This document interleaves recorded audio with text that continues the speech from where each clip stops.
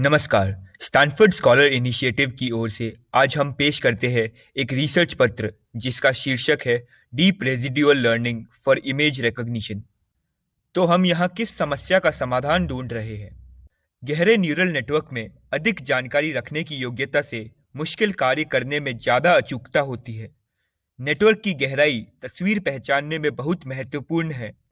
हर एक लेयर एक नया फीचर निकालता है और अगले लेयर को भी जटिल फीचर्स निकालने में मदद करता है।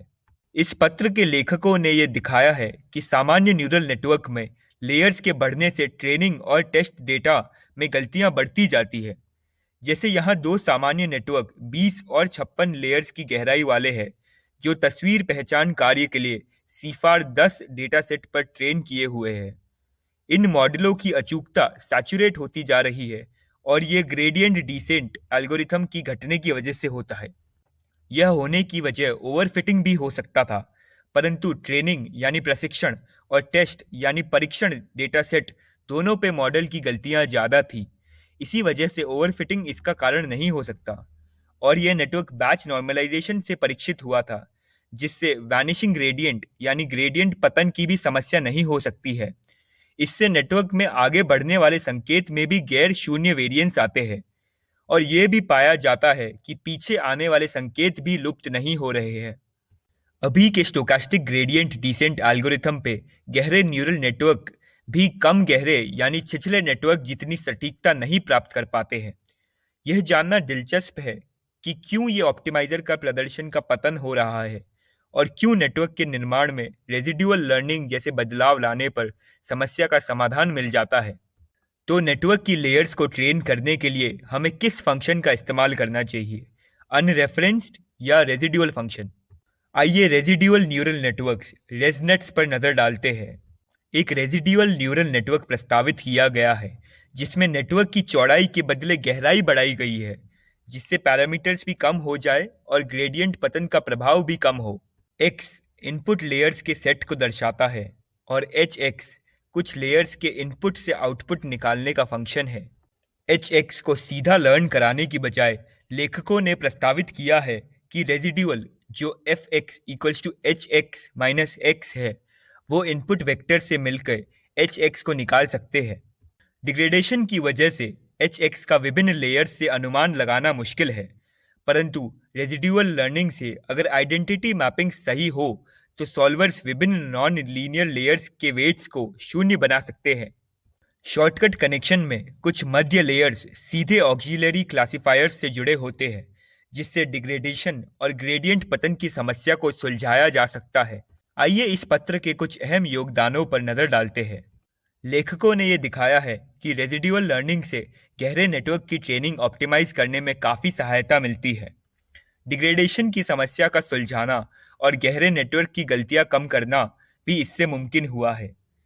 रेजनेट यानी रेजिड्यूअल नेटवर्क परीक्षण सेट में 3.57% गलतियां करता है, जो एक इंसान से बेहतर है। एक इंसान 5% गलतियां करता है। रेजनेट्स बहुत कार्य के लिए लाभप्रद है। उनमें से कुछ को हम आगे की स्लाइड्स में देखते हैं। ये रेजिड्यूअल लर्निंग की प्रक्रिया एक बहुत बड़ी सफलता है जो कई प्रमुख प्रतियोगिताओं में जीत हासिल करने से दिखाई पड़ता है।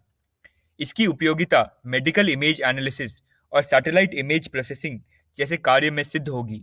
अब हम ये देखते हैं कि लेखकों ने इसके लिए क्या पहुंच अपनाई। लेखक एक तरीका प्रस्तावित करते हैं जो कि रेजिड्यूअल फंक्शन का अनुमान लगाता है और इनपुट में जोड़ता है।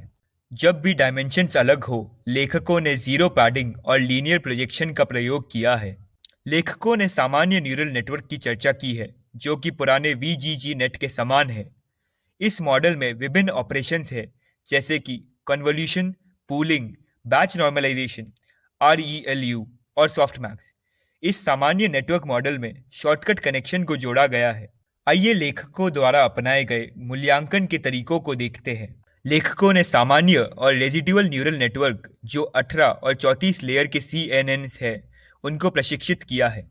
सामान्य न्यूरल नेटवर्क की गहराई 18 से 34 तक बढ़ाने से गलतियां बढ़ जाती है, लेकिन रेजिड्यूअल नेटवर्क की गलतियां सामान्य नेटवर्क से कम है।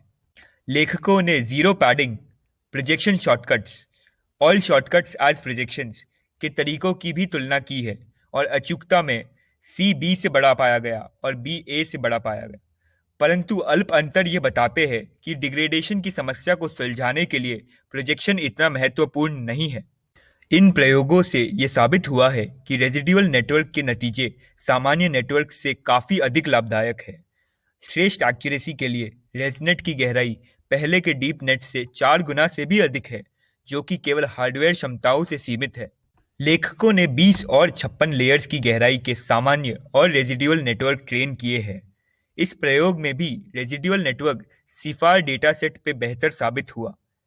बैच नॉर्मलाइजेशन के नतीजों की जांच करने पे पाया गया कि रेजनेट के रिस्पॉन्सेज छोटे हैं, जिससे यह साबित होता है कि आइडेंटिटी फंक्शन में भी छोटे पर्टर्बेशंस हैं। इससे यह भी पता चलता है कि भले ही ऑप्टिमाइजेशन आसान हुआ हो, बहुत गहरे रेजिड्यूअल नेटवर्क भी ओवरफिटिंग की समस्या से मुक्त नहीं हुए। आइए इस पत्र के कुछ परिणामों को देखते हैं।